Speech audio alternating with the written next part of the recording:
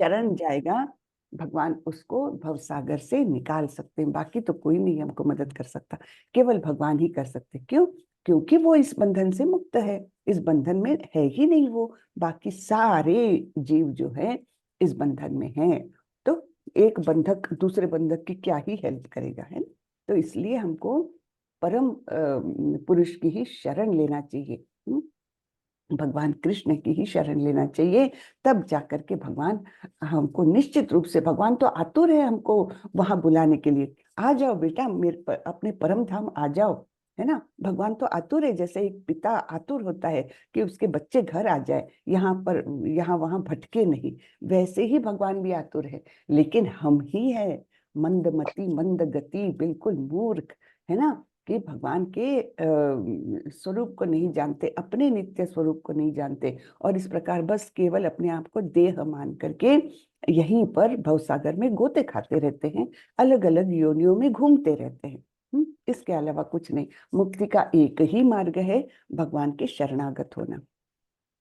तो वो बहुत सुंदर श्लोक था। दैवी हेषा गुणमयी मम माया दुरत्यया। तो भगवान बोलते मेरी इस मायावी शक्ति को पार करना अत्यंत कठिन है, लेकिन जो मेरे शरण में आ जाता है वो बहुत आसानी से इसे पार कर जाता है ना? तो ये 7वें अध्याय में देखा था। 8वें अध्याय में तो भगवत प्राप्ति ही नाम है उस अध्याय का। तो उसमें भगवान ने बताया था कि किस प्रकार अंत काल में जो केवल मेरा स्मरण करते हुए देह को त्यागता है, वह निश्चित रूप से मेरे पास आता है। फिर बताया है कि यम यम वापि स्मरण भावम, यानी अंत काल में जो जिस चीज का स्मरण करता है, जिस बात का स्मरण करता है, उसी के अनुरूप उसको अगली योनि मिलती है। और फिर भगवान बताते हैं तस्मात् सर्वेषु कालेषु माम अनुस्मर युद्ध च। तो इसलिए हे अर्जुन, तुम सतत मेरा अनुस्मर करते हुए, यानी मेरा स्मरण करते हुए अपने कर्तव्य को निभाओ। तुम्हारा कर्तव्य है युद्ध करना, तो माम अनुस्मर युद्ध च।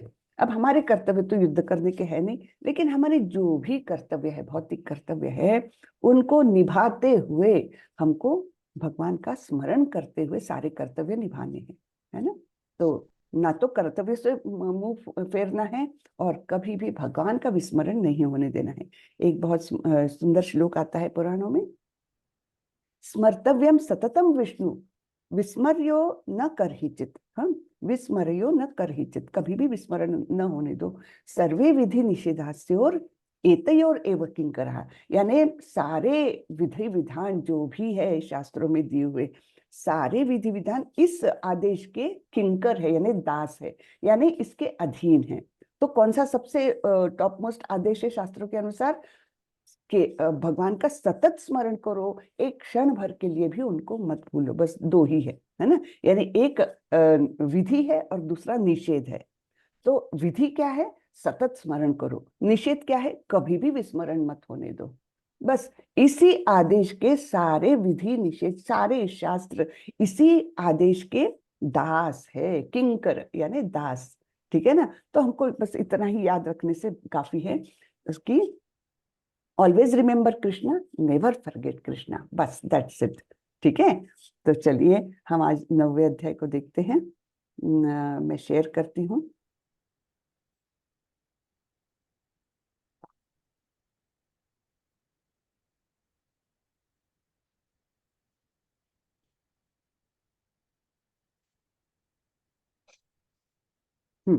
तो अध्याय 9, परम गुह्य ज्ञान, सबसे गोपनीय ज्ञान मिलने जा रहा है हमको। तो ये ज्ञान क्या है हम देखते हैं। श्री भगवान उवाच इदं तु ते गुह्यतमं प्रवक्ष्याम्यनसूयवे ज्ञानं विज्ञान संहितं यज्ञात्वा मोक्षसे अशुभात्। श्री भगवान ने कहा, हे अर्जुन, क्योंकि तुम मुझसे कभी ईर्ष्या नहीं करते, इसलिए मैं तुम्हें यह परम गुह्य ज्ञान तथा अनुभूति बतलाऊंगा, जिसे जानकर तुम संसार के सारे क्लेशों से मुक्त हो जाओगे। तो ये ज्ञान ऐसा है कि इसको जान भर लेने से भी हम सभी क्लेशों से मुक्त हो सकते हैं। और ये ज्ञान क्यों मिल रहा है अर्जुन को? क्योंकि तुम मुझसे ईर्ष्या नहीं करते। तो हमारे अंदर जो कल्मश भरा है उसका बहुत ही बेस वो है ईर्ष्या करना, किसी से भी ईर्ष्या करना। और हम यानी दुर्गुण अगर हटाने जाते हैं, हम जो अनर्थ निवृत्ति कहते हैं ना, भक्ति के 9 स्टेजेस में अनर्थ निवृत्ति चौथी स्टेज है। पहली कौन सी है? श्रद्धा, फिर साधु संग, फिर भजन क्रिया, और चौथा है अनर्थ निवृत्ति। ये अनर्थ निवृत्ति की स्टेज जो है ना, ये सबसे लंबी चलती है। बाकी तो हम चलो जल्दी जल्दी एक एक सीढ़ी पार कर ली, लेकिन अनर्थ जो हमारे अंदर बसे हुए हैं ना, उनको पूरी तरह से नष्ट करना ये काफी समय लेता है। पॉसिबल है, निश्चित होता है, लेकिन समय लेता है। किस पर समय, किस पर डिपेंड करता है? कितने आपके अंदर कितनी गंदगी भरी है उस पर। तो धीरे धीरे धीरे ऐसे गंदगियां हमारे मन की निकलती है, काम क्रोध लोभ मोह मद मत्सर, है ना। और सबसे ज्यादा जाने वाला कौन सा है? मत्सर या ईर्ष्या, है ना, सबसे आखिरी में जाता है वो। तो वो जब तक है तब तक ये ज्ञान हम ग्रहण नहीं कर सकते। भगवान ने क्राइटेरिया नहीं दिया है, क्या है? क्योंकि तुम मुझसे ईर्ष्या नहीं करते। तो इसलिए ये ईर्ष्या जो है हमारे मन से जब तक साफ नहीं होती तब तक ये ज्ञान हमको अच्छी तरह से हम ग्रहण नहीं कर सकते। अच्छा, फिर ये जो 4 स्टेजेस बताए मैंने, श्रद्धा, श्रद्धा तो हम सब में है, अपरिपक्व ही सही, लेकिन श्रद्धा है, इसलिए हम ये सब सुन रहे हैं। फिर साधु संग, साधु संग यानी क्या? भक्तों की संगति में रहना। हाँ, तो जो संगति है ना, ये बहुत ज्यादा असर करती है, बहुत ही ज्यादा महत्वपूर्ण है इसमें, हमारे आध्यात्मिक प्रगति में। आध्यात्मिक प्रगति की ABCD क्या है पता है? A फॉर एसोसिएशन, हाँ, तो संगति सबसे पहले, फिर B for books, C for chanting, and D for क्या है बताइए माता जी, कोई मदद करे मुझे, मैं एकदम भूल गई। D for dieting, diet, diet, diet, हाँ, भगवान का प्रसाद खाना। Yes, diet, correct, thank you माता जी। तो ये ABCD है हमारी, कौन सी? A फॉर एसोसिएशन यानी भक्तों की संगति में रहना, B for books, books read करना, प्रभुपाद जी की बुक्स, शास्त्रों की बुक्स सब पढ़ना। पहले हमारे लिए तो प्रभुपाद जी की बुक्स काफी है, वो पढ़ ली तो बस, बाकी कुछ भी हमको पढ़ने की जरूरत नहीं, क्योंकि सब सार निकाल के प्रभुपाद जी ने बिल्कुल रेडीमेड हमारे हाथ में दिया है सब कुछ। तो उससे ऊपर जाने की भी हमको कोई जरूरत ही नहीं है एक्चुअली। तो बुक्स, फिर C फॉर चैंटिंग, हरे कृष्ण कृष्ण कृष्ण हरे हरे, हरे राम राम राम हरे हरे। ये चैंटिंग सवेरे प्रातः काल में ब्रह्म मुहूर्त पर उठ करके हमको चैंटिंग करना चाहिए। क्यों? सवेरे का महत्व क्या है? क्योंकि उस समय सारे वातावरण में जो है ना सत्वगुण भरा रहता है, तो हमारे चैंटिंग को एक प्रकार से बूस्ट मिलता है। यानी क्या? कि हमारा और अच्छी तरह से मन लगता है, उसमें उसका प्रभाव ज्यादा पड़ता है। आप तमोगुण के समय यानी शाम के समय, रात के समय अगर चैंटिंग करोगे उतना असर नहीं करता, लेकिन सवेरे सवेरे ब्रह्म मुहूर्त में किया हुआ चैंटिंग जो है, भगवान का नाम लेना, ये बहुत असरकारक है। और D फॉर डाइट, यानी जो हमारा आहार हो वो एकदम शुद्ध हो, भगवान को भोग चढ़ाने के बाद जो प्रसाद होता है वो प्रसाद ही केवल हमारे अंदर जाए, क्योंकि जैसा अन्न वैसा मन, है ना, ऐसा कहते हैं ना हमारे पुराने लोग, जैसा अन्न वैसा मन। तो इसलिए जो खाते हैं उसके तरफ भी बहुत ध्यान देना। तो ये हमारा हुआ मैं बता रही थी श्रद्धा, साधु संग। फिर भजन क्रिया, आप अच्छी तरीके से भगवान का नाम लीजिए, बहुत कंसंट्रेशन से लीजिए। ये भगवान का नाम ही जो है ये हमारे अंदर के मैल को निकालता है। तो धीरे धीरे फिर अनर्थ निवृत्ति होती, हम अपने आप में परिणाम उसका महसूस कर सकते हैं। सब कोई करते हैं ये, कि मैं पहले 5 साल पहले कैसी थी और अभी 5 साल के बाद मुझ में क्या परिवर्तन आया है, ये मैं अपने आप में अनुभव कर सकती हूँ। दूसरे लोग करे ना करे, लेकिन मैं कर सकती हूँ। तो यही तो चाहिए, है ना। तो वो एक प्रकार का आनंद और एक प्रकार की शुद्धता हमारे अंतःकरण में हम महसूस कर सकते हैं। इसको टाइम लगता है, पूरी तरह से अनर्थ निवृत्ति होने को टाइम लगता है, लेकिन फर्क हम बिल्कुल महसूस कर सकते हैं पहले कुछ दिनों से ही। अपने अंदर ही फर्क महसूस करना है, दुनिया को दिखाना थोड़ी ना है, हमको अपने अंदर महसूस करना है। तो ये अनर्थ निवृत्ति, तो ये स्टेज है। यहाँ पर चूंकि तुम मुझसे कभी ईर्ष्या नहीं करते, इसलिए मैं तुम्हें यह परम गुह्य ज्ञान तथा अनुभूति, अनुभूति यानी क्या? प्रत्यक्ष तुम उसका अनुभव कर सकते हो। तो ये सब बताऊंगा, जिसे जानकर तुम संसार के सारे क्लेशों से मुक्त हो जाओगे। आगे बढ़ते हैं। राज विद्या राजगुह्यम पवित्रम इदमुत्तमम प्रत्यक्षावगमम धर्म्यम सुसुखम कर्तुम अव्ययम। बहुत इंपॉर्टेंट है ये श्लोक। क्यों? क्योंकि ये हमको बताता है कि किस प्रकार से भक्ति बहुत ही श्रेष्ठ है। हाँ, बाकी तो सारे मार्ग जो है कष्टप्रद है, लेकिन ये कैसे है? सुसुखम है ना, सुखपूर्वक इसको हम अमल में ला सकते हैं। तो यह ज्ञान सब विद्याओं का राजा है, जो समस्त रहस्यों में सर्वाधिक गोपनीय है। सॉरी, मैंने आज मंगलाचरण नहीं किया। हाँ, सॉरी सॉरी, मैं पहले कर लेती हूँ। अपराध है ये, मंगलाचरण किए बिना ये ऐसे चालू करना। सॉरी। ओम नमो भगवते वासुदेवाय। ओम नमो भगवते वासुदेवाय। ओम नमो भगवते वासुदेवाय।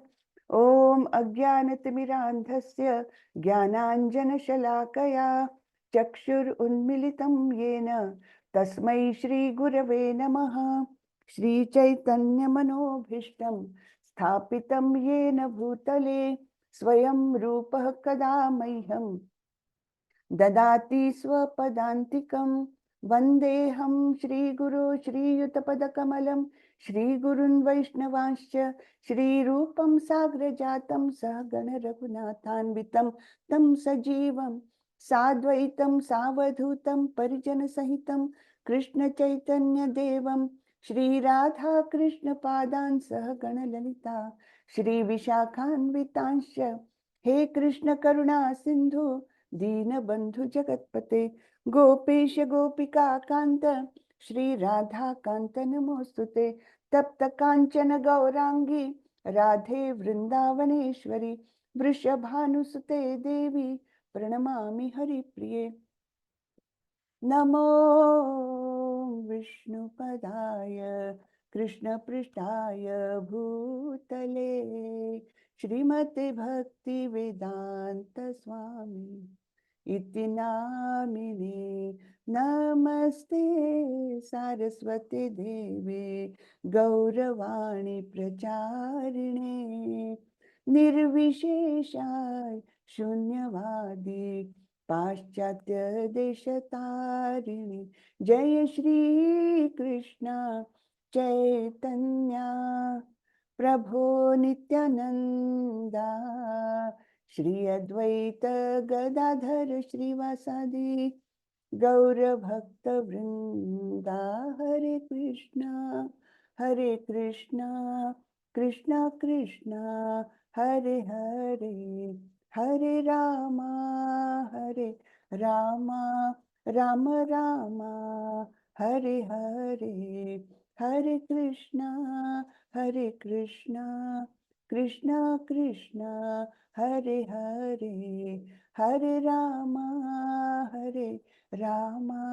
राम रामा हरे हरे।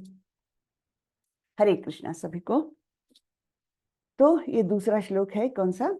राज विद्या राजगुह्यम पवित्रम इदमुत्तमम प्रत्यक्षावगमम धर्म्यम सुसुखम कर्तुम अव्ययम। यह ज्ञान सब विद्याओं का राजा है, जो समस्त रहस्यों में सर्वाधिक गोपनीय है। यह परम शुद्ध है, और चूंकि यह आत्मा की प्रत्यक्ष अनुभूति कराने वाला है, अतः यह धर्म का सिद्धांत है। यह अविनाशी है और अत्यंत सुखपूर्वक संपन्न किया जाता है। तो इसमें कोई कष्ट नहीं है, बहुत सुखपूर्वक इस भक्ति मार्ग का हम अवलंबन कर सकते हैं। और तो और भक्ति कैसी है? अविनाशी। इस जन्म में आप 2-4 कदम ही चल लो, अगले जन्म में भगवान आपको वो सारी सुख सुविधाएं प्रदान करेगा। आपको एक तो मनुष्य जन्म तो मिलेगा ही मिलेगा, और दूसरा आपको ये सारी सुख सुविधाएं मिलेगी, जिससे आपको अपना भक्ति का मार्ग आगे बढ़ाने में कोई कष्ट न हो, है ना। या तो धनवानों के परिवार में मिलेगा जन्म, या फिर योगियों के परिवार में, या बुद्धिमानों के परिवार में। इस प्रकार से ऐसा परिवार मिलेगा कि आपको रोजमर्रा के जो पेट पालने का, पापी पेट का सवाल है, वो सवाल आपके सामने नहीं रहेगा। आप बहुत आराम से अपना भक्ति का वो आगे बढ़ा सकते हो। ठीक है ना। तो अविनाशी है, सुखपूर्वक है। ठीक है। अब ये प्रत्यक्ष आत्मा की अनुभूति कराता है। हाँ, यानी ये मार्ग ऐसा है कि हम ये समझ सकते हैं, अनुभूति अनुभव कर सकते हैं कि मैं कुछ भिन्न हूं, मैं ये देह नहीं हूं, इसका अनुभव कर सकते हैं। तो और इसलिए जब हम अपने आप को इस देह से अलग मानने लगते हैं, तो धर्म, धर्म का सिद्धांत, धर्म यानी धर्मम तो साक्षात भगवत प्रणीतो, भगवान के आदेश जो है वो हम सुन सकते हैं, भगवान का मार्गदर्शन हम पा सकते हैं डायरेक्टली। तो वैसे तो भगवान सभी के हृदय में परमात्मा के रूप में बैठे हुए हैं, और वो चैत्य गुरु है हमारे, है ना, हमारे चित्त में बैठ करके गुरु का काम करते हैं, मार्गदर्शन करते हैं। लेकिन क्योंकि हमारे मन में इतना मैल भरा हुआ है, तो वो आदेश हम सुन भी नहीं पाते, समझ भी नहीं पाते। लेकिन जब हम अपना स्वरूप, नित्य स्वरूप आत्मा के रूप में जब हम जानने लगते हैं, तब ये आवाज हमको स्पष्टता से सुनाई देने लगती है कि हमारे लिए क्या योग्य है, क्या अयोग्य है ना, भगवान की इच्छा क्या है, इस प्रसंग में मैंने कैसे व्यवहार करना चाहिए, ये सब अनुभूति हमको होने लगती है। तो धर्म का सिद्धांत है ये। और ये परम शुद्ध है। ठीक है। और इसीलिए ये सब रहस्यों में सबसे गोपनीय है। सबको नहीं मिलता ये, क्योंकि इतने कलमश भरे हैं। कोई, हम किसी को बताने भी जाएं कि आप शरीर नहीं आत्मा हो, पहले तो वो हंसी उड़ाएगा अपनी, अरे हाँ हाँ जाओ जाओ, हाँ, वो अपना ज्ञान अपने पास रखो, मैं जैसा हूँ बहुत सुखी हूँ, मैं बहुत एंजॉय करता हूँ, मैं देशों में घूमता हूँ, ये अच्छा अच्छा खाना खाता हूँ, अच्छे घर में रहता हूँ, तो मुझे काय के लिए ये आत्मा परमात्मा का ज्ञान चाहिए, मैं जैसा हूँ बहुत अच्छा हूँ, है ना। बहुत लोग, 99% लोग ऐसे ही होते हैं। हम उनको बताने भी जाते हैं कि अरे भाई भगवत गीता पढ़ो, भगवत गीता में जो ज्ञान है वो हमारा जीवन पार करने के लिए बहुत आवश्यक है। कोई नहीं सुनता। तो ये क्यों होता है? क्योंकि ये सामान्य ज्ञान नहीं है, ये जरा शुद्ध लोग ही, श्रद्धावान लोग ही इसको ग्रहण करने के लिए आतुर रहते हैं, अन्यथा बाकी सब लोग ऐसे ही छोड़ देते हैं। ठीक है। तो इस प्रकार से ये विद्याओं का, सभी विद्याओं का राजा है।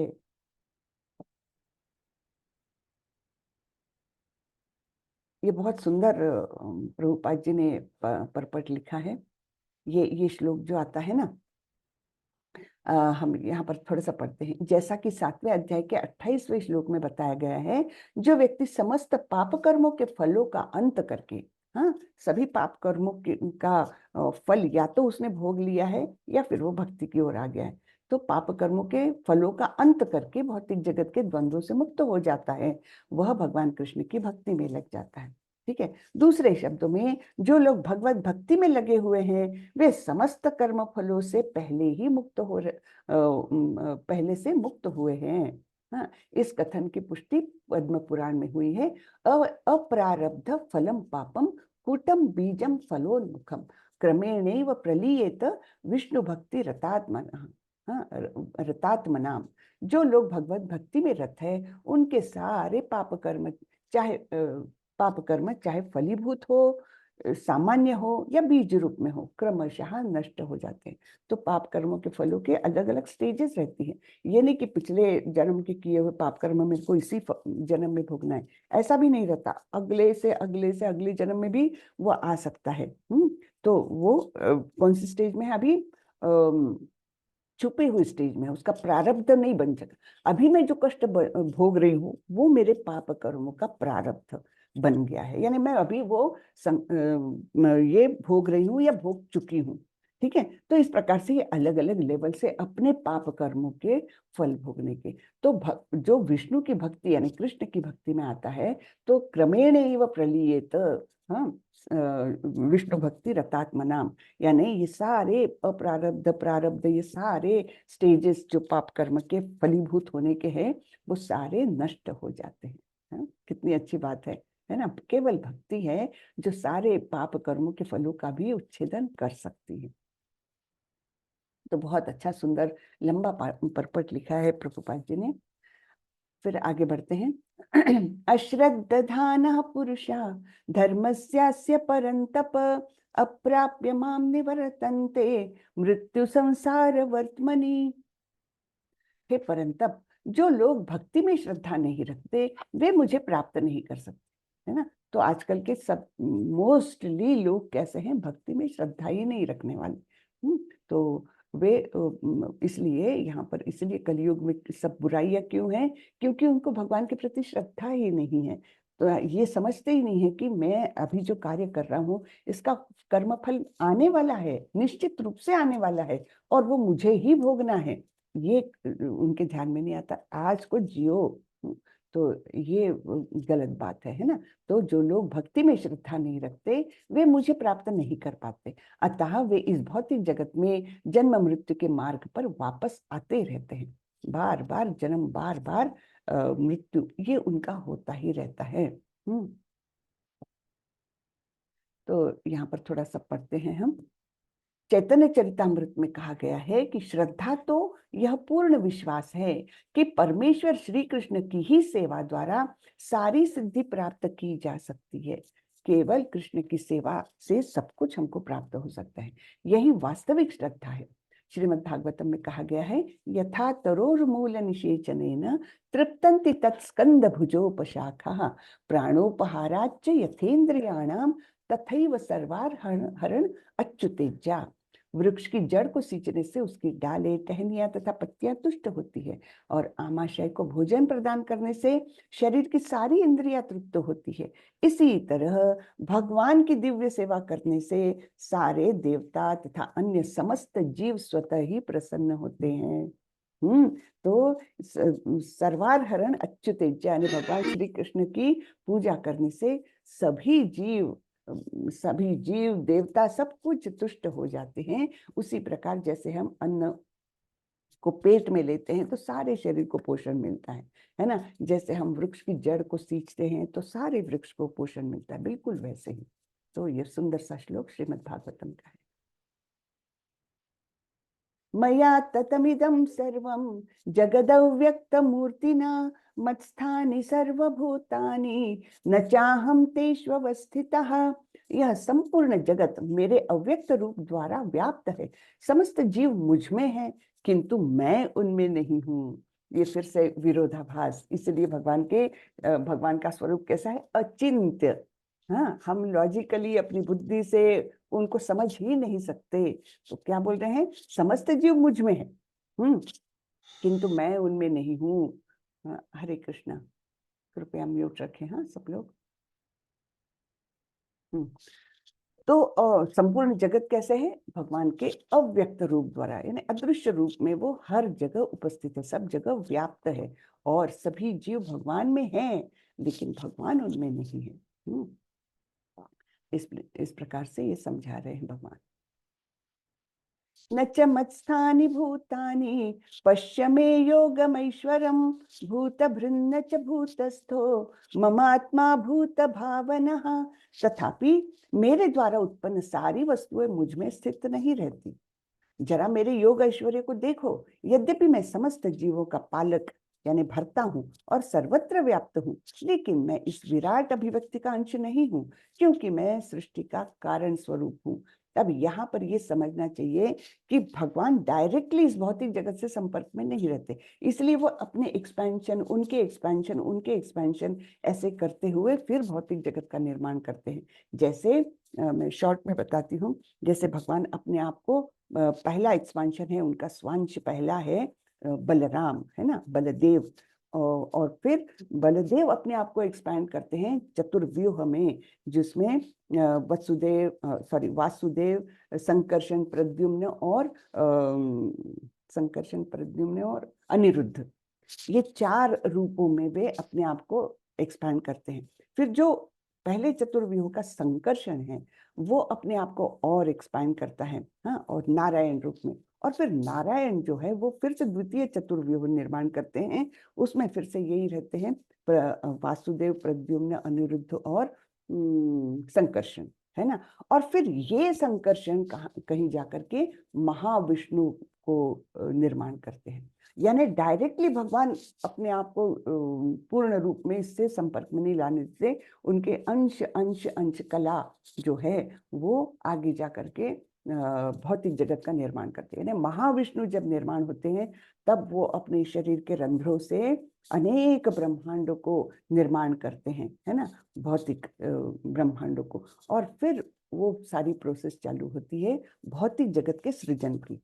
तो इस प्रकार से भगवान क्या बोलते हैं कि यद्यपि मैं समस्त जीवों का पालक हूँ, सारे जीव क्या है, भगवान के अंश ही है, और भगवान ही उनके पालन करता है, और भगवान सर्वत्र व्याप्त है, सब जगह है, फिर भी वो क्या बोलते हैं, मैं इस विराट अभिव्यक्ति का अंश नहीं हूँ, यानी भौतिकता से मैं दूर हूँ, है ना। भौतिक जगत जो है अशाश्वत, हाँ, तो उससे मैं फिर भी दूर हूँ, अनटच्ड हूँ, ठीक है, मैं इसका अंश नहीं हूँ, क्योंकि मैं सृष्टि का कारण स्वरूप हूँ। मैं कारण हूँ, कारणों से कॉज एंड इफेक्ट, है ना। तो पहले कारण स्वरूप मैं हूँ, उसके बाद मैंने इनको निर्माण किया, उनको निर्माण किया, उसके बाद ऐसे इस प्रकार से वो सीरीज चलती जाती है, और फिर महाविष्णु का निर्माण होता है। फिर महाविष्णु ब्रह्मांडों को निर्माण करके गर्भोदकशाही विष्णु को बनाते हैं, जो गर्भोदकशाही विष्णु हर एक ब्रह्मांड में स्थित है।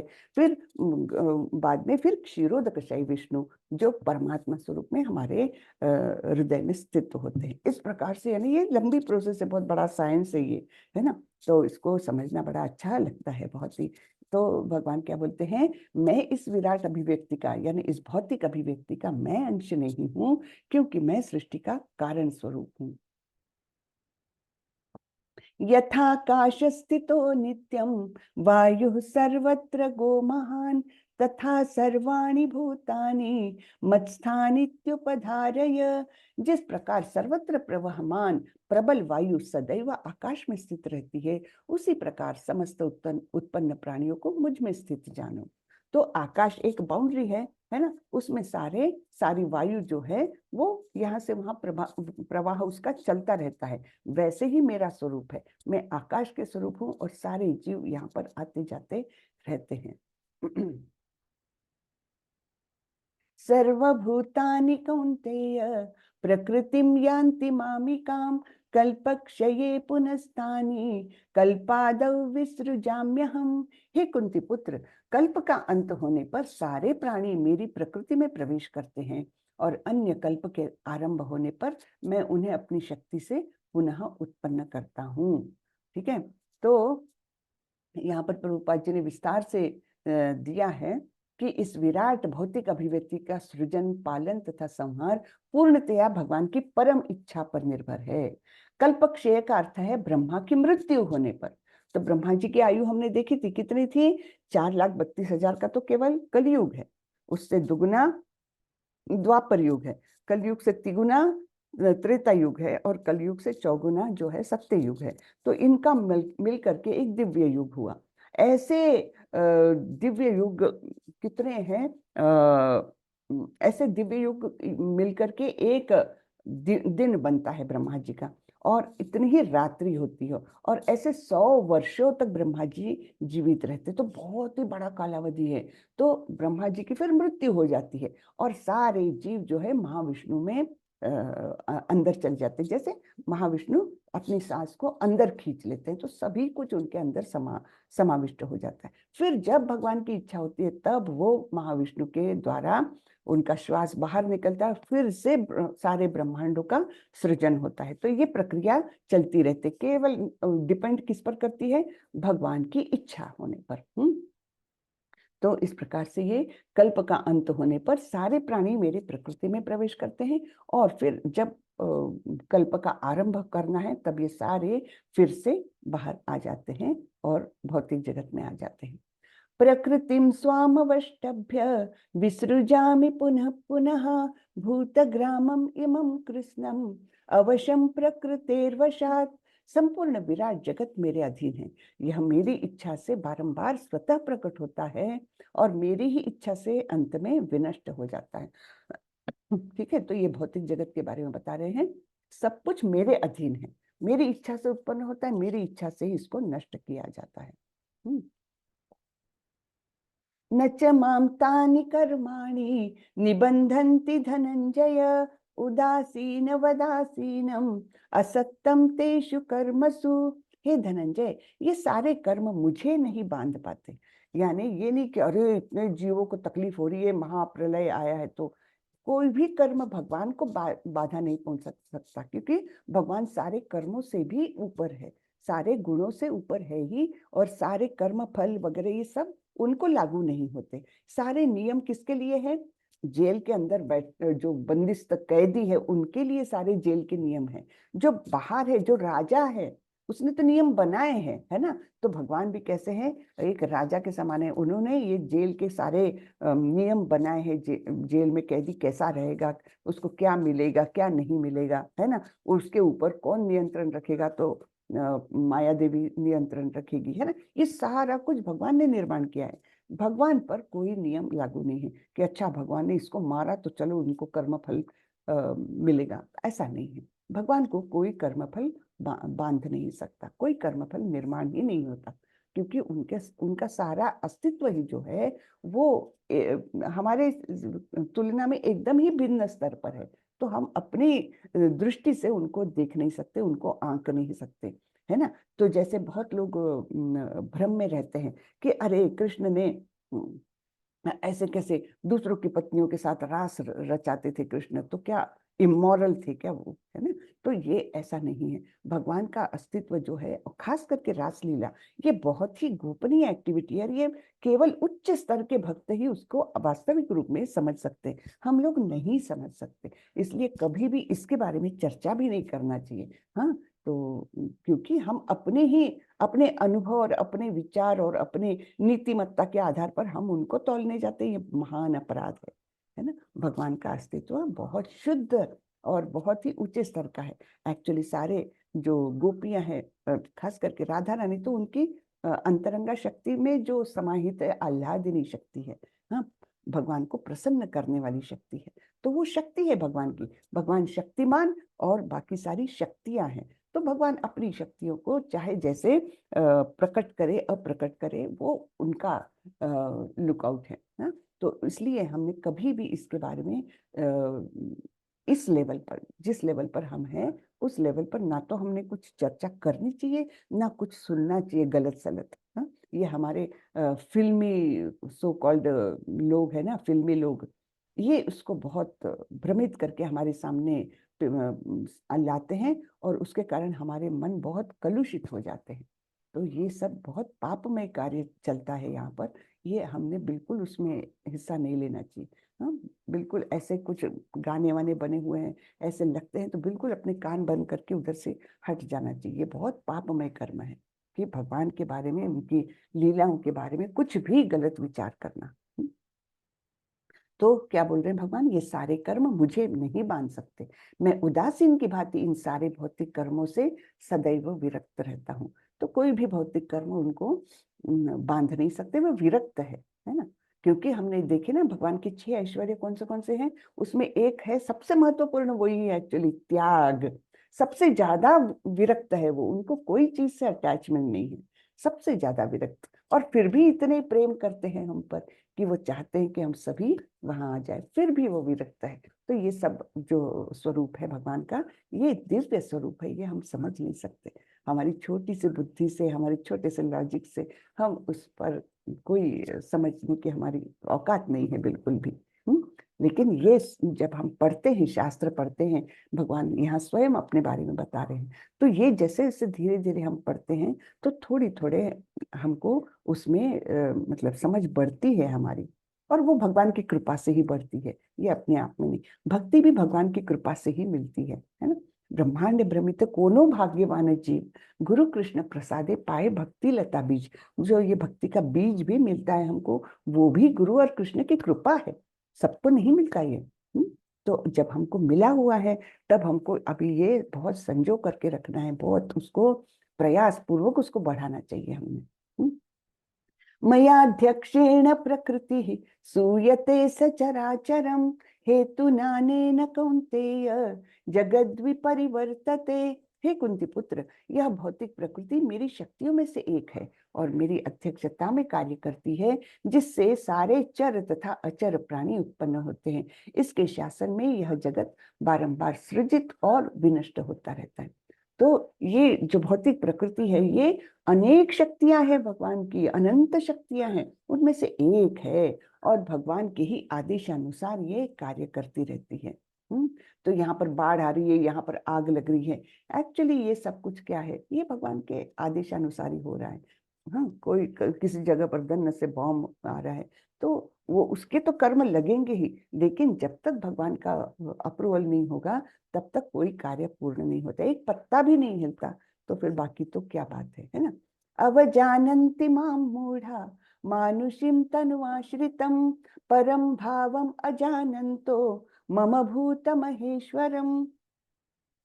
जब मैं मनुष्य रूप में अवतरित होता हूँ तो मूर्ख मेरा उपहास करते हैं, वे मुझ परमेश्वर के दिव्य स्वभाव को नहीं जानते, है ना। तो जब भगवान इस धरती पर थे तब लोग उनका उपहास करते थे, कई लोग, क्योंकि उनके दिव्य स्वरूप को जानते ही नहीं थे। अरे ये तो ऐसे ही ग्वाल वाल है और लड़कियों के साथ नाचता है और ऐसे काम करता है ना। तो इस प्रकार से उनका उपहास करने वाले बहुत सारे लोग थे। वो कौन थे? मूर्ख, है ना। आज भी जो लोग भगवान का उपहास करते वो कौन है? मूर्ख, बिल्कुल निपट मूर्ख है जो भगवान का उपहास करते हैं, उनके बारे में ऐसी वैसी बातें करते हैं। तो क्यों करते हैं वे? क्योंकि भगवान के स्वरूप को वो जानते ही नहीं है, मूर्खतापूर्ण व्यवहार करते हैं।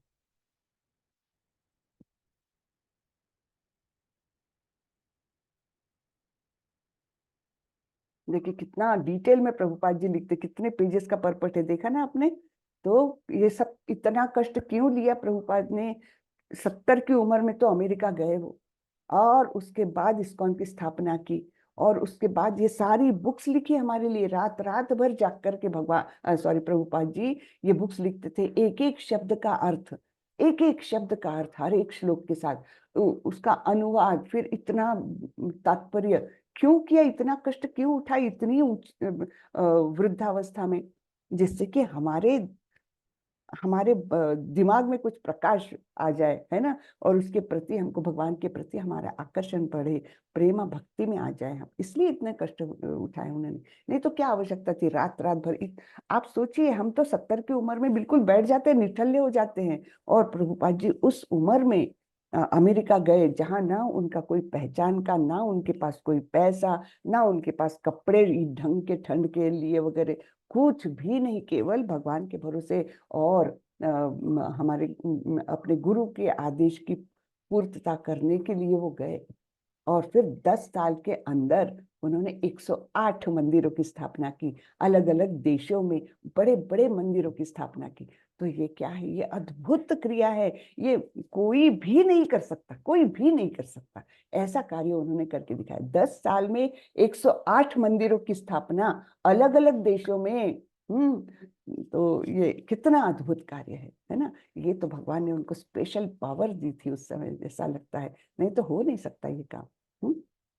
और ऐसे अनजान जगह पर, कि जहां पर अपनी भाषा भी नहीं बोलना है, उनकी भाषा में उनको समझाना है अपने भगवान के बारे में। सबके ही भगवान है, खैर अपने भगवान क्यों बोलना, लेकिन ये करना तो भगवान के बारे में उनकी भाषा में, है ना।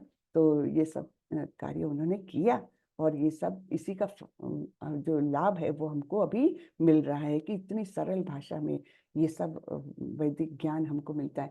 केवल भगवत गीता नहीं, संपूर्ण भागवतम, जिसमें 18,000 श्लोक है, इतना बड़ा वो भागवतम, फिर चैतन्य चरितमृत, और इसके अलावा अनेक किताबें, यानी करीबन 70 के लगभग उन्होंने किताबें लिखी है 70 की आयु के बाद। आप सोचिए कितना महान कार्य है। जितना भी हम सोचे ना प्रभुपाद जी के कार्य के बारे में, उतने हम समझते कितना अद्भुत कार्य किया है प्रभुपाद जी ने। केवल इस दुनिया को तारने के लिए भगवान ने उनको भेजा है, कि जिससे कि कृष्ण का नाम सबके मुख पर आ जाए और वो अच्छा गंतव्य उनको प्राप्त हो। तो इतने, इसलिए तो आज करोड़ों की संख्या में है कृष्ण के भक्त, अलग अलग देशों में करोड़ों की संख्या में। हाँ, तो चलिए हम भी भाग्यवान है कि कम से कम इससे जुड़े हैं हम, ठीक है। तो मोघाशा मोघ कर्माणो मोघ ज्ञाना विचेतसः राक्षसीम आसुरीम चैव प्रकृतिम मोहिनीम श्रितः। जो लोग इस प्रकार मोहग्रस्त होते हैं वे आसुरी तथा नास्तिक विचारों के प्रति आकृष्ट रहते हैं। इस मोहग्रस्त अवस्था में उनकी मुक्ति आशा, उनके सकाम कर्म तथा ज्ञान का अनुशीलन सभी निष्फल हो जाते हैं। तो इसके पहले का श्लोक कौन सा था? अवजानन्ति माम मूढ़ा मानुषीम तनुमाश्रितम। यानी जब मैं मनुष्य के रूप में आता हूँ तो मुझे मूर्ख लोग मेरा उपहास करते हैं, क्योंकि वो मुझे नहीं जानते। और ऐसे लोगों के बारे में बता रहे जो लोग इस प्रकार मोहग्रस्त हैं, यानी भगवान के स्वरूप को बिल्कुल पहचानते नहीं है, वे आसुरी तथा नास्तिक विचारों के प्रति आकृष्ट रहते हैं। यानी नास्तिक यानी क्या? भगवान के अस्तित्व को ही नहीं मानना। आसुरी यानी क्या? मनमौजी, जो मैं चाहूंगा मैं सबसे बड़ा। हाँ, ये इस मोहग्रस्त अवस्था में उनकी मुक्ति आशा, उनके सकाम कर्म तथा ज्ञान का अनुशीलन सभी निष्फल होते हैं। तो ऐसे जो नास्तिक और आसुरी लोग हैं वो कुछ भी सो कॉल्ड अच्छा काम कर ले, हाँ, जो भी कर ले, तो वो निष्फल है, वो उसका योग्य फल नहीं मिल सकता उनको। महात्मानस्तु मां पार्थ दैवीं प्रकृतिमाश्रिताः भजन्ति अनन्य मनसो ज्ञात्वा भूतादिमव्ययम्। हे पार्थ, मोह मुक्त महात्मा जन दैवी प्रकृति के संरक्षण में रहते हैं। वे पूर्णतः भक्ति में निमग्न रहते हैं, क्योंकि वे मुझे आदि तथा अविनाशी भगवान के रूप में जानते हैं। तो जो पहले वर्णन हुआ है आसुरी और नास्तिक लोगों का, उसके विरुद्ध कौन से लोग हैं? महात्मा लोग। तो महात्मा कुछ पॉलिटिकल उपाधि नहीं है कि हम किसी को भी महात्मा बोले। महात्मा की डेफिनेशन यहाँ पर है, भगवान ने दी हुई डेफिनेशन क्या है? महात्मा जन दैवी प्रकृति के संरक्षण में रहते हैं, भक्ति में निमग्न रहते हैं, क्योंकि वे भगवान के स्वरूप को जानते हैं। उनको महात्मा कहा गया भगवान द्वारा। और हम तो महात्मा दूसरों को कहते हैं जो एकदम पूर्णता भौतिकता में लिप्त है, तो उनको एक्चुअली महात्मा शब्द उनके लिए है ही नहीं। सततं कीर्तयन्तो मां यतन्तश्च दृढव्रतः नमस्यन्तश्च मां भक्त्या नित्ययुक्ता उपासते। तो ऐसे महात्मा लोगों का कार्य क्या होता है? वो सततम कीर्तयन्तो माम, मेरा सतत कीर्तन करते रहते हैं ऐसे महात्मा लोग। ये महात्मा मेरी महिमा का नित्य कीर्तन करते हुए, दृढ़ संकल्प के साथ प्रयास करते हुए, मुझे नमस्कार करते हुए, भक्ति भाव से निरंतर मेरी पूजा करते हैं। तो ये महात्मा लोगों का वर्णन है। हाँ, कैसे है महात्मा? वो एक तो दैवी प्रकृति के संरक्षण में रहते हैं, भगवान की जो योग माया शक्ति है ना, एक तो महामाया जो भौतिक प्रकृति में सबको बांध के रखती है, दूसरी है योग माया, जो तो योग माया के संरक्षण में ये ऐसे महात्मा लोग रहते हैं भौतिक जगत में, लेकिन संरक्षण उनको भगवान के अंतरंगा शक्ति अर्थात योग माया का मिलता है। और ये करते क्या है? तो नित्य कीर्तन करते हैं भगवान का, सतत कीर्तन करते हैं, और ऐसा दृढ़ संकल्प रहता है कि भगवान की भक्ति में वे पूर्णतः निरत है, भक्ति भाव से निरंतर मेरी पूजा करते हैं, है ना। तो ये महात्माओं का लक्षण सारे बताए हैं। ज्ञान यज्ञेन चाप्यन्ये यजन्तो माम उपासते एकत्वेन पृथक्त्वेन बहुधा विश्वतो मुखम। अन्य लोग यानी जो ना तो आसुरी नास्तिक है ना महात्मा है, तो वो लोग क्या करते हैं? अन्य लोग जो ज्ञान के अनुशीलन द्वारा यज्ञ में लगे रहते हैं, वे भगवान की पूजा उनके अद्वय रूप में, विविध रूपों में तथा विश्व रूप में करते हैं।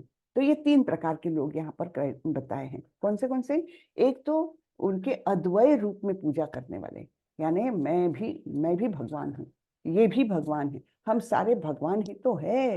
हाँ, अद्वय रूप में, दूसरा कोई है ही नहीं, केवल सारे भगवान, मैं नारायण, तुम नारायण, सब नारायण, इस रूप में वे अद्वय रूप में भगवान की पूजा करते हैं। विविध रूपों में करते हैं, विविध रूपों में अलग अलग देवी देवताओं के रूपों में। उनको लगता है कि ये देवी देवता भी तो भगवान ही तो है, क्या भिन्नता है, इसकी पूजा करो उसकी पूजा करो, क्या फर्क पड़ना है ना। तो विविध रूपों में पूजा करने वाले और विश्व रूप में पूजा करने वाले, विश्व रूप यानी जिसमें संपूर्ण भौतिक जगत समाविष्ट है। तो इस प्रकार वे प्रकृति का एक तरीके से पूजन करते हैं। तो ये ऐसे 3 प्रकार के लोग भगवान यहाँ बता रहे हैं। अहम क्रतुरहम यज्ञ स्वधाहम अहम औषधम मंत्रोहम अहमे वाज्यम अहम अग्निर अहम हुतम। किंतु मैं ही कर्मकांड, मैं ही यज्ञ, पितरों को दिया जाने वाला तर्पण, औषधि, दिव्य ध्वनि यानी मंत्र, घी, अग्नि तथा आहुति हूँ। तो भगवान बता रहे हैं कि ये इस प्रकार से अलग अलग ये इसमें जो करते हैं तो उसकी क्या जरूरत है, क्योंकि मैं ही सब कुछ हूँ एक्चुअली, है ना।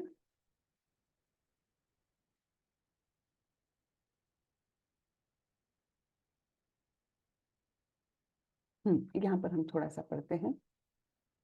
हाँ, ज्योतिष्टोम नामक वैदिक यज्ञ भी कृष्ण है, स्मृति में वर्णित महायज्ञ भी वही है। पितृलोक को अर्पित तर्पण या पितृलोक को प्रसन्न करने के लिए किया गया यज्ञ, जिसे घृत रूप में एक प्रकार की औषधि माना जाता है, वह भी कृष्ण ही है। इस संबंध में जिन मंत्रों का उच्चारण किया जाता है वे भी कृष्ण है। यज्ञों में आहुति के लिए प्रयुक्त होने वाली दुग्ध से बनी अनेक वस्तुएं भी कृष्ण है। अग्नि भी कृष्ण है, क्योंकि वह अग्नि 5 तत्वों में से एक है, अतः वह कृष्ण की भिन्ना शक्ति कही जाती है ना, अग्नि, जल, वायु, पृथ्वी, आकाश। दूसरे शब्दों में वेदों के कर्मकांड भाग में प्रतिपादित वैदिक यज्ञ भी पूर्ण रूप से कृष्ण है। अथवा यह कह सकते हैं कि जो लोग कृष्ण की भक्ति में लगे हुए हैं उनके लिए यह समझना चाहिए कि उन्होंने सारे वेद विहित यज्ञ संपन्न कर लिए। तो सरलता से हम ये समझ सकते हैं कि जब भगवान ही बता रहे कि ये सब कुछ मैं ही हूं, तो हम डायरेक्टली कृष्ण की जब भक्ति करते हैं तो ये सारे कार्य हम कर चुके हैं, है ना। ये सारे कार्य उसमें अपने आप ही आ जाते हैं। तो इस प्रकार से जो भक्ति में लगे हैं, कृष्ण की भक्ति में लगे हैं, उन्होंने सारे वेद विहित यज्ञ संपन्न कर लिए हैं, ये भगवान बता रहे हैं यहाँ पर। पिताहमस्य जगतो माता धाता पितामहः वेद्यम पवित्रमोंकार ऋक्साम यजुरेव च। मैं इस ब्रह्मांड का पिता, माता, आश्रय तथा पितामह हूँ। मैं ज्ञेय यानी जानने योग्य जो भी है वो मैं ही हूँ। शुद्धिकर्ता तथा ओंकार भी मैं ही हूँ। मैं ऋग्वेद, सामवेद तथा यजुर्वेद भी हूँ। तो भगवान बोल रहे हैं कि जो भी कुछ है सब मुझी से तो उद्भूत है, तो वो मैं ही हूँ। गतिर्भर्ता प्रभु साक्षी निवासः शरणं सुहृत् प्रभव प्रलय स्थानम निधानम बीजम अव्ययम। मैं ही लक्ष्य, मैं ही पालन करता, स्वामी, साक्षी, धाम, शरण स्थली तथा अत्यंत प्रिय मित्र हूँ। सभी के भगवान क्या है? अत्यंत प्रिय मित्र। जैसे हमने 5वें अध्याय के अंतिम श्लोक में भी देखा था ना, तो क्या बोला था भगवान ने? भुक्तारम यज्ञ तपसाम सर्वलोक महेश्वरम सुहृदम सर्वभूतानाम। सबका मैं हितैषी मित्र हूँ, ये वहां पर भी बोला था। तो यहाँ पर भी बता रहे हैं कि मैं सभी का अत्यंत प्रिय मित्र हूँ, और ये सभी मैं ही लक्ष्य, यानी मुझे प्राप्त करना ही जीवन लक्ष्य है सभी जीवों का। हाँ, सबको पालन करने वाला मैं ही हूँ। मैं ही सबका स्वामी यानी मालिक हूँ, मैं सबका साक्षी हूँ। हर चीज तुम करते हो, सोचते हो, है ना, इच्छा करते हो, जो भी तुम्हारे एक्टिविटीज है, चाहे वो सूक्ष्म रूप में हो चाहे वो प्रकट रूप में हो, सबका विटनेस मैं हूँ, साक्षी मैं हूँ। हाँ, धाम मैं हूँ, यानी जहाँ पर सबको आना चाहिए, घर, जो परम धाम जिसको कहते हैं, है ना, वो भी मैं ही हूँ। शरण स्थली मैं हूँ और अत्यंत प्रिय मित्र हूँ। मैं सृष्टि तथा प्रलय सबका आधार, आश्रय तथा अविनाशी बीज भी हूँ। तपाम्यहम अहम वर्षम निगृहामृत्सृजामि च अमृतम चैव मृत्युश्च सद असच्चाहम अर्जुन। हे अर्जुन, मैं ही ताप प्रदान करता हूँ और वर्षा को रोकता तथा लाता हूँ। यानी वर्षा भी जब आती है तो भगवान की अनुमति से ही आती है। वर्षा जब नहीं आती है, रोक ली जाती है, वो भी भगवान की अनुमति से ही, है ना। तो वर्षा को लाना, रोकना, ताप प्रदान करना, गर्मी कितनी पड़ेगी, हाँ, सूर्य कितना तेजी से इस साल गर्मी देगा, ये सब कुछ भगवान ही डिसाइड करते हैं। भगवान के ही आदेशानुसार संपूर्ण प्रकृति काम करती है। मैं अमरत्व हूँ और साक्षात मृत्यु भी हूँ। देखिए, कॉन्ट्रडिक्शन सब जगह पर है ना। तो यही है अचिंत्य, भेद भी और अभेद भी, इसलिए अचिंत्य भेदाभेद तत्व जो हमको चैतन्य महाप्रभु जी दे कर गए हैं, है ना। तो मैं अमरत्व हूँ और साक्षात मृत्यु भी हूँ। आत्मा तथा पदार्थ, सत्य तथा असत्य दोनों मुझ ही में है। तो आत्मा कैसी है? अविनाशी स्वरूप की, यानी सत्य। और पदार्थ जो कुछ भौतिक जगत में है वो कैसे है? असत्य, वो नाशवान है ना। तो भगवान बोले दोनों का भी आश्रय स्थान मैं ही हूँ, मैं ही दोनों, दोनों मुझ ही में है। त्रैविद्याम त्रैविद्यामां सोमपः पूतपापा यज्ञैरिष्ट्वा स्वर्गतिं प्रार्थयन्ते ते पुण्यमासाद्य सुरेंद्रलोकम अश्नन्ति दिव्यान् दिवि देव भोगान्। जो वेदों का अध्ययन करते तथा सोमरस का पान करते हैं, वे स्वर्ग प्राप्ति की गवेषणा करते हुए अप्रत्यक्ष रूप से मेरी पूजा करते हैं। वे पाप कर्म से शुद्ध होकर इंद्र के पवित्र स्वर्गिक धाम में जन्म लेते हैं, जहां वे देवताओं का सा आनंद भोगते हैं। ठीक है, तो ये कौन से कैटेगरी के लोग हैं? जो वेदाध्ययन करते हैं। हाँ, और सोमरस, सोमरस यानी अपने यहाँ बहुत प्रचलित ये है, लोग कहते हैं कि अरे देवता लोग भी तो सोमरस का पान करते थे, तो यानी क्या वो भी नशीले पदार्थ का पान करते थे? बिल्कुल नहीं। सोमरस जो है वो एक पौष्टिक रस होता है, फलों का रस होता है, दिव्य फलों का रस होता है, जो सोमरस के नाम से कहा जाता है, और वो ताकत देने वाला रहता है। तो बहुत लोग ये बोलते हैं, मैंने बहुत लोगों से सुना है कि वो लोग भी तो नशा करते थे। बिल्कुल नहीं, एक गलत धारणाएं हैं हमारे यहाँ। हाँ, तो जो मन चाहे वो लोग बोलते हैं एक्चुअली। हाँ, तो पूरा अध्ययन किए बिना वो लोग ये बातें करते हैं, ऐसा योग्य नहीं है। तो वो क्या करते हैं? सोमरस यानी अपनी तुष्टि पुष्टि के लिए योग्य प्रकार का आहार लेते हैं, वेदाध्ययन करते हैं। तो ऐसे लोग क्या इच्छा क्या रहती है उनकी, गवेषणा क्या रहती है कि मैं अच्छे कर्म करूं, पुण्य कर्म करूं और फिर मुझे स्वर्गलोक की प्राप्ति हो, है ना। इतनी ही मर्यादित सोच है हमारे समाज में कि उनको वो स्वर्गवासी हो गए। स्वर्ग कोई बहुत बड़ी चीज नहीं है। थोड़े से थोड़े से पुण्य कर्म भी हमको स्वर्ग लोक तक ले जाते हैं, लेकिन हमारा लक्ष्य क्या होना चाहिए? वैकुंठ धाम या गोलोक वृंदावन जाने का। तो ये स्वर्ग प्राप्ति की गवेषणा करते हुए अप्रत्यक्ष रूप से मेरी पूजा करते हैं। ठीक है, क्योंकि सभी तो जो कुछ है भौतिक है, आध्यात्मिक है, सभी कुछ तो भगवान द्वारा ही निर्मित है, भगवान द्वारा ही कंट्रोल्ड है। तो इस प्रकार से अप्रत्यक्ष रूप से वे भगवान की पूजा करते हैं और इच्छा रखते हैं कि मृत्यु के पश्चात उनको स्वर्गलोक मिले। तो ऐसा वो मिलता भी है उनको। वे पाप कर्म से शुद्ध होकर इंद्र के पवित्र स्वर्गिक धाम में जन्म लेते हैं। तो ऐसे स्वर्गलोक में जाते हैं, स्वर्गवासी होते हैं। वहां पर क्या करते हैं? वो प्रचुर मात्रा में उनको इंद्रिय सुख प्राप्त होता है।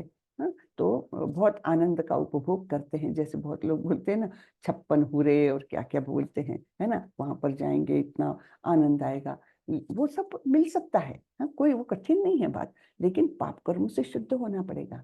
हाँ, और पुण्य का संचय होना पड़ेगा।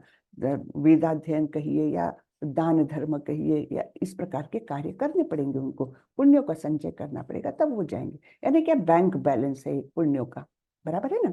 तो पुण्यों का बैंक बैलेंस उन्होंने अर्जित किया। जो डेबिट में था, लोन वगैरह अपन लोग लेते हैं, तो लोन वगैरह सब क्लियर कर दिया, यानी पाप कर्मों का फल सब हो गया, पाप कर्म से शुद्ध हो गए और केवल क्रेडिट बचा है पुण्य कर्मों का। तब उनको क्या मिलेगा? ठीक है, उनको इंद्रलोक मिलेगा, चंद्रलोक मिलेगा, उच्च लोक मिलेगा।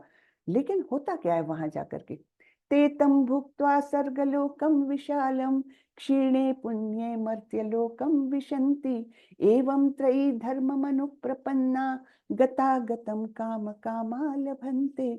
इस प्रकार जब वे, यानी ये उपासक जो वेदाध्ययन करते, सोमरस का पान करते हैं, पुण्य कर्म करते, पाप कर्मों का उच्छेदन हो गया, ऐसे लोग विस्तृत स्वर्गिक इंद्रिय सुख को भोग लेते हैं और उनके पुण्य कर्मों के फल क्षीण हो जाते हैं, तो वे इस मृत्यु लोक में पुनः लौट करके आते हैं। इस प्रकार जो तीनों वेदांतों के सिद्धांतों में दृढ़ रहकर इंद्रिय सुख की गवेषणा करते हैं, उन्हें जन्म मृत्यु का चक्र ही मिल पाता है। तो फिर से पुनरपि जननम पुनरपि मरणम पुनरपि जननी जठरे शयनम, यही मिलता है। क्यों? जैसे कोई एक बहुत रिच परिवार में एक किसी का जन्म हुआ, हाँ, तो पिता उसके लिए बहुत बैंक बैलेंस रख के गए हैं। वो कुछ कामकाज नहीं करता, बस खर्चा करने का काम करता है। तो क्या होगा, कभी ना कभी ऐसा समय आएगा कि उसका बैंक बैलेंस नील हो जाएगा। तब उसको क्या करना पड़ेगा, फिर उसको तो मजदूरी करना ही पड़ेगा। वैसा ही इन लोगों का है जो स्वर्गिक इंद्रिय सुख को भोग लेते हैं। थोड़ा सॉरी, उन्होंने पुण्य कर्म का संचय किया, उन्होंने पुण्य कर्म का संचय किया, बैंक बैलेंस बढ़ाया और इंद्रिय सुख मिला उनको स्वर्गलोक में जाने के बाद, और फिर वो धीरे धीरे उनका डेबिट होने लग गया बैलेंस, है ना। तब जब जीरो बैलेंस हो जाएगा तब क्या करना होगा, उनको फिर से इस पृथ्वी पर आना पड़ेगा, मृत्यु लोक में आना पड़ेगा, और फिर से अलग अलग योनियों के जन्म मृत्यु के चक्र में उनको पड़े रहना होगा, है ना। तो ये होता है, यानी केवल ये लोग क्या है, वेदाध्ययन करते हैं और कर्म कांड में लगे रहते हैं, ये यज्ञ ये दान ये सब करते हैं, उनका ये स्वरूप बता है। हाँ, उनको ये मिलता है। फिर क्या है, अनन्याश्चिन्तयन्तो माम ये जनः पर्युपासते तेषां नित्याभियुक्तानां योगक्षेमं वहाम्यहम्।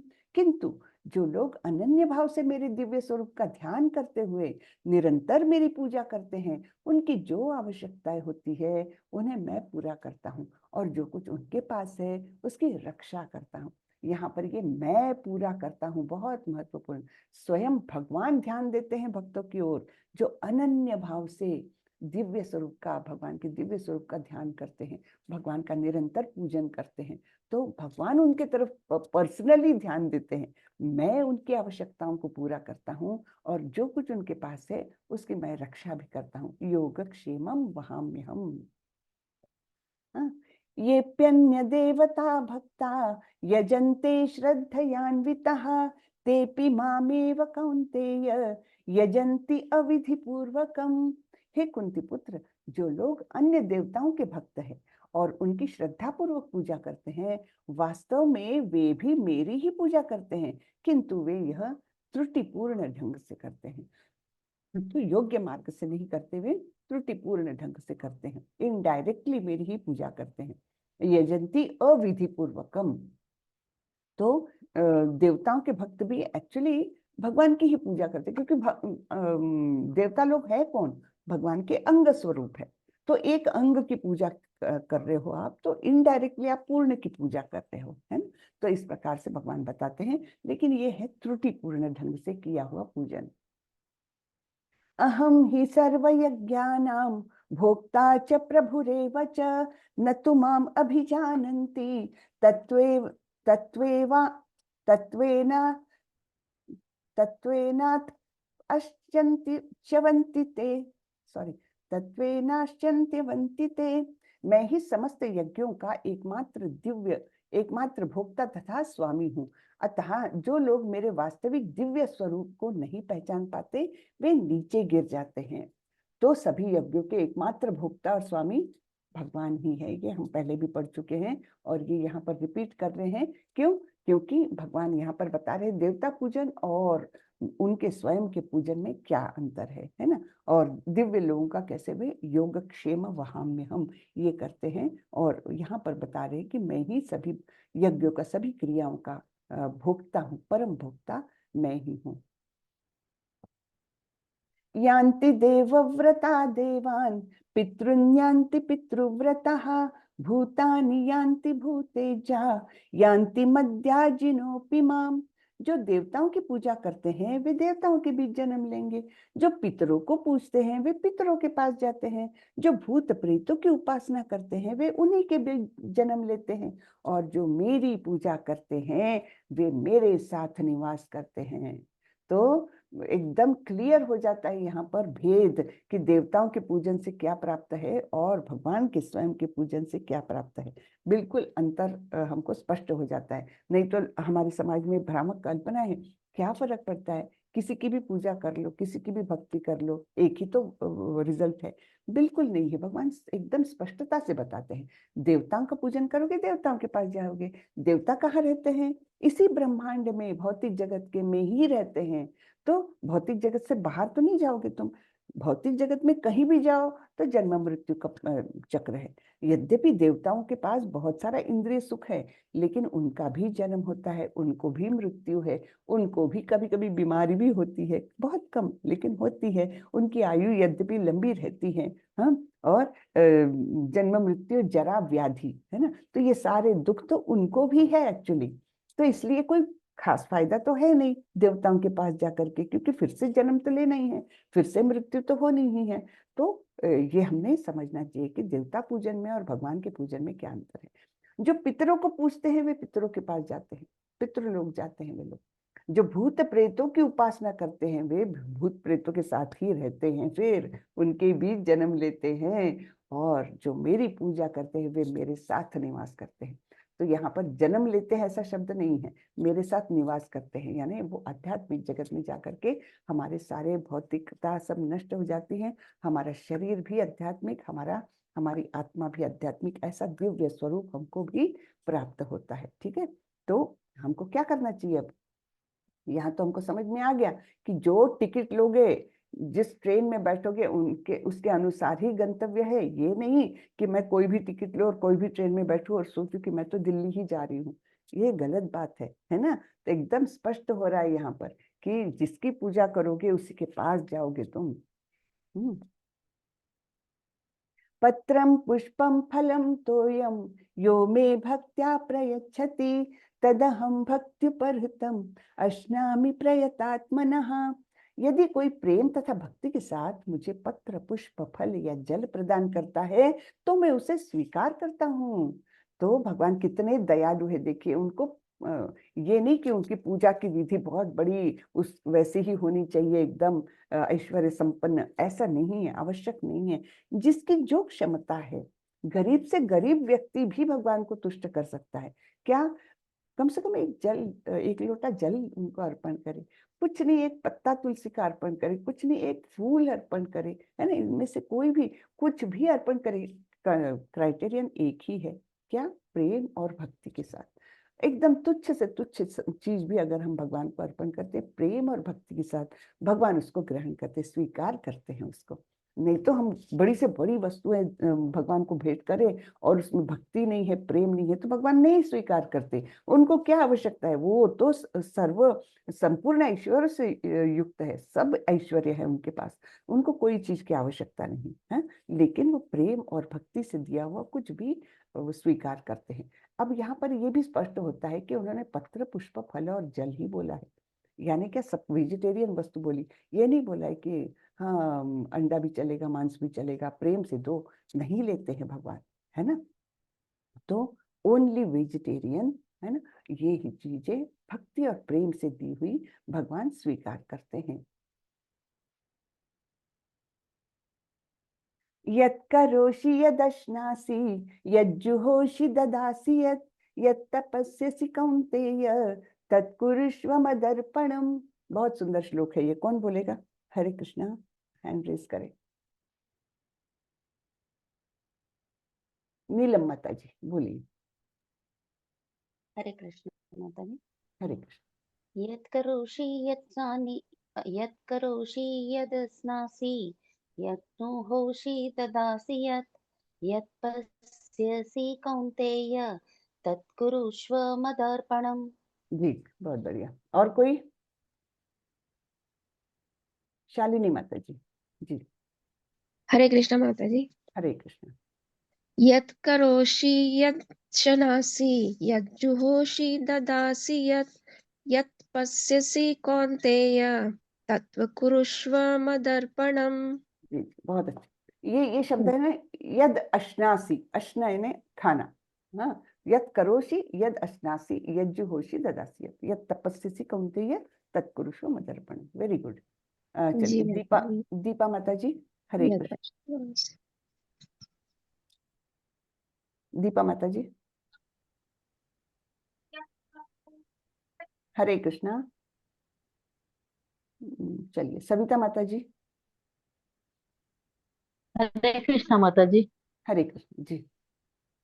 यत्करोषि यद्दध्नासि यज्जुहोषि ददासि यत्पश्यसि कौन्तेय तत्कुरुष्व मदर्पणम्। जी राधा माता जी। यत् करोषि यत् अश्वासि यज्जुहोषि ददासि यत् तपस्यसि कौन्तेय तत् कुरुष्व मदमर्पणम्। वेरी गुड जी। रुचिका माता जी। हरे कृष्ण माता जी। हरे कृष्णा। यत् करोषि यद् अश्नसि यजुहोषि ददासि यत् पश्यसि कौन्तेय तत् कुरुष्व मदर्पणम्। मद अर्पणम है ना, मद मद अर्पणम। अर्पणम। यत् जी माता जी। तपस्यसि, यत् तपस्यसि। यत् तपस्यसि। यस। हरे जी कृष्ण माता माता जी, जी। मेरी हरे आवाज आ रही है माता जी? हरे हाँ कृष्ण। हाँ हाँ, दीपा माता जी बोलिए। यत् करोषि यद् शनासि यजुहोषि तदासि यत् पश्यसि कौन्तेय तत् कुरुष्व मदर्पणम्। वेरी गुड जी। हरे कृष्णा। तो चलिए आगे बढ़ते हैं। भगवान बोलते हैं, हे कुंती पुत्र, तुम जो कुछ करते हो, जो कुछ खाते हो, जो कुछ अर्पित करते हो या दान देते हो, और जो भी तपस्या करते हो, उसे मुझे अर्पित करते हुए करो। यानी हर कर्म को, छोटे से छोटे कर्म को भी भगवान को अर्पित करते हुए करना चाहिए, तो वो कार्य शुद्ध हो जाता है। उसके कर्म फल हमको बांधते नहीं हैं, है ना। कर्म बंधन से हम मुक्त हो जाते हैं। जो कुछ भी करें हम, है ना। तो इवन खाते हैं तो कैसे भगवान को अर्पण करना, पहले भोग चढ़ाइए, उसका प्रसाद ग्रहण करना है, और फिर प्रसाद पाने के लिए धन्यवाद देना है भगवान को कि आपका ये प्रसाद पाकर मेरी इंद्रियां जो है वो शुद्ध हो जाएगी, है ना। तो इस प्रकार से धन्यवाद दे करके ही वो खाना है प्रसाद। फिर जो कुछ अर्पित करते हो, हाँ, दान देते हो, दान देते समय भी पहले श्री कृष्णार्पणमस्तु, है ना, ये बोल करके पहले वो क्रिया को हमने भगवान को अर्पित किया और उसके बाद दान दिया, तो उसका बुरा कर्म फल भी हमको नहीं लगेगा। कभी कभी होता है ना, गलत जगह पर हम पता नहीं रहता, लेकिन इसलिए बहुत सावधानी से हमको दान भी करना चाहिए। ये नहीं कि सब कुछ हम भगवान के भरोसे कोई भी क्रिया करें, ऐसा नहीं, सावधानी से दान देना चाहिए। इसलिए सबसे उत्कृष्ट दान है कृष्ण के मंदिर में दान देना, कृष्ण के मंदिर में, है ना। क्योंकि फिर हमने कृष्णार्पण मस्तु कर दिया, अब तुम जानो उसका ऐसा बोलते हैं ना, मालूम नहीं मंदिर में क्या होता है, कोई जरूरत नहीं मालूम होने की। अब एक बार कृष्ण के हवाले कर दिया, कृष्ण जाने और वो व्यक्ति जाने, है ना। तो उसमें हम बिल्कुल कोई कर्म बंधन हमको नहीं आता है, ठीक है ना। और जो भी तपस्या करते हो उसे मुझे अर्पित करते हुए करो। तो हम लोग भी अभी छोटी छोटी तपस्या तो कर ही रहे हैं, रोज जल्दी उठते हैं और एक फिक्स टाइम पर फिक्स जगह पर बैठ करके हम हमारा हरे कृष्ण महामंत्र का जप करते हैं। ये भी एक छोटी सी तपस्या ही है, रोज रोज रोज कर रहे हैं वही क्रिया जो भगवान को प्रसन्न कर रही है, तो ये तपस्या है, तो वो भी भगवान को अर्पित करते हुए करना चाहिए, है ना। इस प्रकार से हमने हमारे सारे ही कार्यों को भगवान को अर्पण करना चाहिए। शुभाशुभ फलैरेवं मोक्ष्यसे कर्म बंधनै संन्यास योग युक्तात्मा विमुक्तो माम उपैष्यसि। इस तरह तुम कर्म के बंधन तथा इसके शुभाशुभ, शुभ और अशुभ, है ना, दोनों भी फलों से मुक्त हो सकोगे। यत् करोषि यदश्नासि, जब हम इस प्रकार से सारे कर्मों का त्याग करते हो, कर्म भगवान को समर्पित करते हुए करते हैं, तब हम इसके शुभ या अशुभ दोनों फलों से मुक्त हो जाते हैं। इस संन्यास योग में अपने चित्त को स्थिर करके तुम मुक्त होकर मेरे पास आ जाओ। तो ये संन्यास योग क्यों बोला है? इस प्रकार से हम विरक्त हो गए उससे। एक बार कृष्ण को अर्पण कर दिया तो उससे आसक्ति कुछ नहीं फल की, है ना।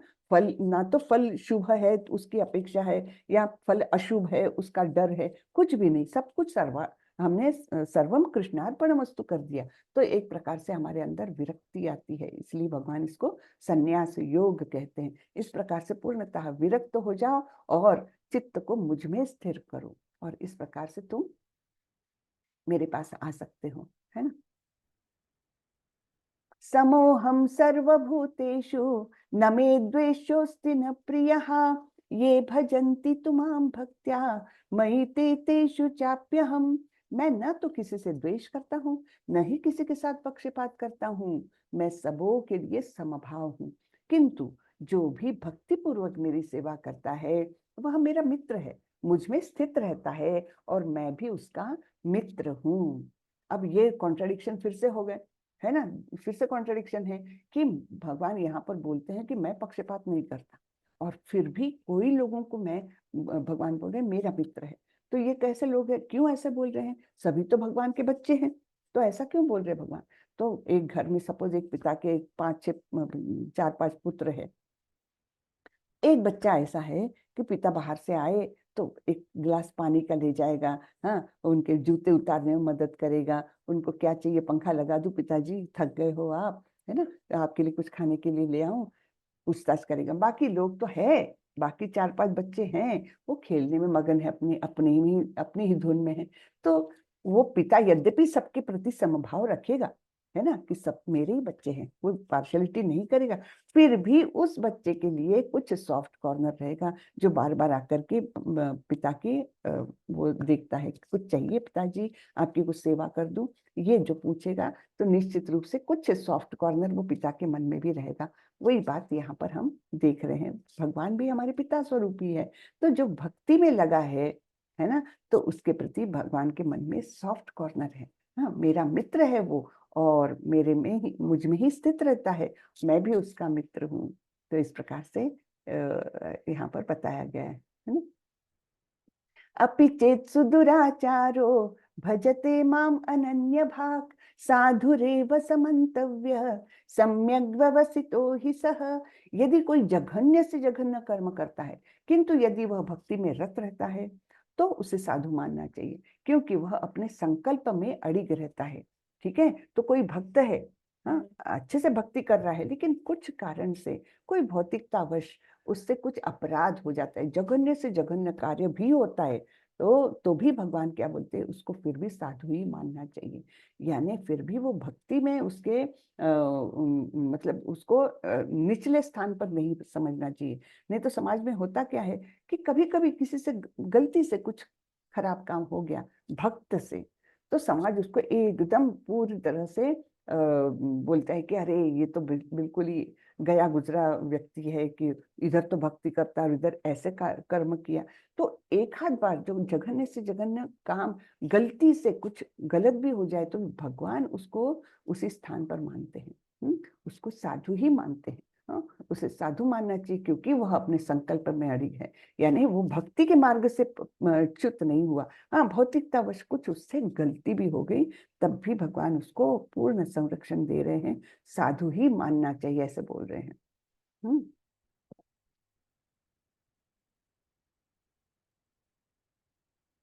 हाँ, यहाँ पर एक श्लोक उद्धृत किया, उसका अर्थ हम पढ़ लेते हैं। कहने का अर्थ यह है कि यदि भगवत भक्ति में तत्पर व्यक्ति कभी घृणित कार्य करता पाया जाए, तो इन कार्यों को उन धब्बों की तरह मान लेना चाहिए, जिस प्रकार चांद में खरगोश के धब्बे हैं। इन धब्बों से चांदनी के विस्तार में बाधा नहीं आती। इसी प्रकार साधु पथ से भक्त का आकस्मिक पतन उसे निंदनीय नहीं बनाता। क्षिप्रं भवति धर्मात्मा शश्वच्छान्ति निगच्छति कौन्तेय प्रतिजानीहि न मे भक्तः प्रणश्यति। वह तुरंत धर्मात्मा बन जाता है और स्थायी शांति को प्राप्त होता है। किसके बारे में बोल रहे हैं? कि साधु है, लेकिन कुछ क्षणिक उसका पतन हो गया, हाँ, तो उसको साधु ही मानना चाहिए। और ऐसा साधु क्षिप्रम भवति धर्मात्मा, वो यद्यपि पतन हो चुका उसका, फिर भी वो तुरंत ही धर्मात्मा बन जाता है और स्थायी शांति को प्राप्त होता है। हे कुंती पुत्र, निडर होकर घोषणा कर दो कि मेरे भक्त का कभी विनाश नहीं होता। तो ये अर्जुन को बोल रहे हैं कि तुम घोषणा करो, मैं नहीं करूंगा।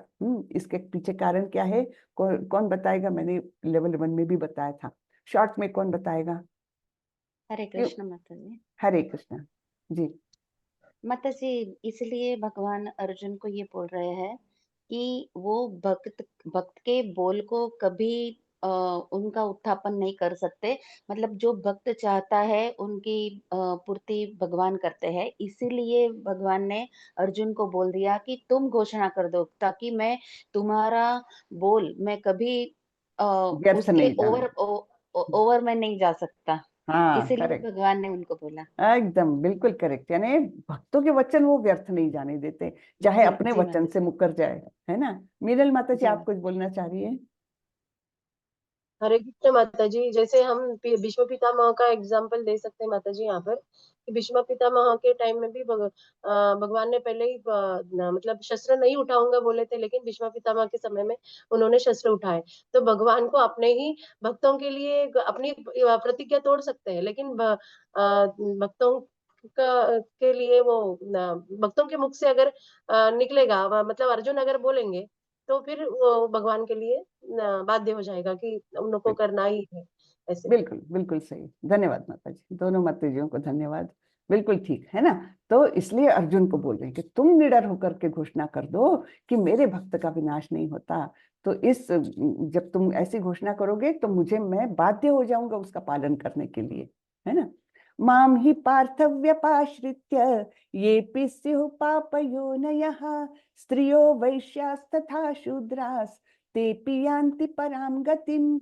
हे पार्थ, जो लोग मेरी शरण ग्रहण करते हैं वे भले ही निम्न जन्मा स्त्री, वैश्य तथा शूद्र क्यों न हो, वे परम धाम को प्राप्त करते हैं। तो क्राइटेरिया केवल शरणागति का है। जो भगवान की शरण में जाएगा, चाहे वो कोई भी हो। हाँ, तो यहाँ पर स्त्रियों का नाम क्यों लिया है? स्त्रियों को बहुत उसमें आपत्ति होती है कि क्या हम निम्न जन्मा हैं, हम क्या लोअर हैं।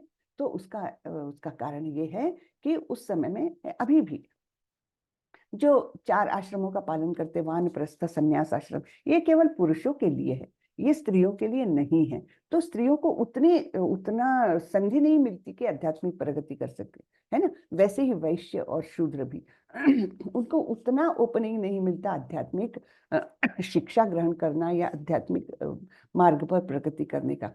फिर भी वो अपने अपने स्थान में रहकर भी अगर पूर्णतः भगवान की शरण ग्रहण करते हैं तो उनका भी उद्धार हो जाता है। ये भगवान यहाँ बता रहे हैं, है ना। कोई उनको ये निचला स्थान देने के लिए नहीं, लेकिन उनको संधि ही नहीं मिलती समाज में, है ना।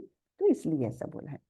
किम पुनर्ब्राह्मणा पुण्या भक्ता राजर्षयस्तथा अनित्यम असुखम लोकम इमं प्राप्य भजस्व माम। फिर धर्मात्मा ब्राह्मणों, भक्तों तथा राजर्षियों के लिए तो कहना ही क्या, है ना। अतः इस क्षणिक दुखमय संसार में आ जाने पर मेरी प्रेमा भक्ति में अपने आप को लगाओ। तो अनित्यम असुखम लोकम, इस भौतिक जगत का वर्णन है ये, है ना। अनित्यम यानी क्षणिक, और असुखम जहाँ कोई सुख है ही नहीं, ऐसे लोक में, इस जगह में आकर के तुमको करना क्या है? मेरी भक्ति करो, मेरे शरणागत हो, तो तुम्हारा उद्धार हो जाएगा। मन्मना भव मद्भक्तो मद्याजी माम नमस्कुरु मामे वैश्यसि युक्त्वैवम् आत्मानं मत्परायणः। अपने मन को मेरे नित्य चिंतन में लगाओ, मेरे भक्त बनो, मुझे नमस्कार करो और मेरी ही पूजा करो। इस प्रकार मुझ में पूर्णतया तल्लीन होने पर तुम निश्चित रूप से मुझको प्राप्त होंगे। तो ये बहुत ही महत्वपूर्ण श्लोक है। हाँ, मैं इसके पहले भी आपको बता चुकी हूँ। ये एक श्लोक और एक दूसरा है श्रेयो सुधर्मम विगुणः परधर्मात् स्वनुष्ठितात्, वो श्लोक जो 2.35 में है, 2.35 या 39 ऐसा कुछ तो भी है। और ये वाला, ये 2 ही श्लोक है जो भगवान ने रिपीट किए हैं 18वें अध्याय में। क्यों रिपीट किए हैं? क्योंकि बहुत महत्वपूर्ण है। तो ये पहली लाइन जो है ये 18वें अध्याय में भी आती है, और वैसे वो श्रेयान स्वधर्मो विगुणः, वो भी पहली लाइन 18वें अध्याय में भी आती है। तो ये दोनों भी बहुत महत्वपूर्ण श्लोक है, इसीलिए भगवान रिपीट करते हैं। तो इसमें केवल 4 बातें बताई हैं। नित्य चिंतन, हाँ, भक्त बनो, नमस्कार करो, पूजा करो, बस ये 4 बातें करोगे तो इस प्रकार तुम मुझ में तल्लीन हो जाओगे और निश्चित रूप से मुझे प्राप्त करोगे। तो ये प्रोसेस बताई है भगवान ने, है ना, प्रोसेस बता दी है। इसलिए ये सबसे गोपनीय ज्ञान है, ये डायरेक्ट प्रोसेस बताई है भगवान ने कि किस प्रकार भगवत प्राप्ति हो सकती है इस दुखमय अशाश्वत जगत में आने पर भी। हरे कृष्णा। तो इस प्रकार से ये आज का अध्याय भी खत्म हुआ, 9वां अध्याय, जिसका नाम था परम गुह्य ज्ञान। हरे कृष्णा। नीलम माता जी बोलिए माता जी। हरे कृष्ण माता जी। हरे कृष्ण माता जी, श्लोक नंबर 28 में पर्पट में मुक्ति की 5 अवस्था लिखी है कि मतलब नाम नहीं लिखे हैं, पर वो 5 अवस्था क्या है? मैं बताती हूँ। दो अवस्था तो मुझे पता है, सालोक्य या सायुज्य, पर हाँ, पहली मीनिंग है नहीं पता है। सायुज्य, सारूप्य, सालोक्य, सामीप्य एंड सार्ष्टी, ये 5 हैं। तो आप ये कर लीजिए मैं लिख सायुज्य। लेती हूँ। हाँ, सायुज्य। सायुज्य, हाँ, सायुज्य यानी उनमें विलीन होना, जो भक्त कभी नहीं चाहता।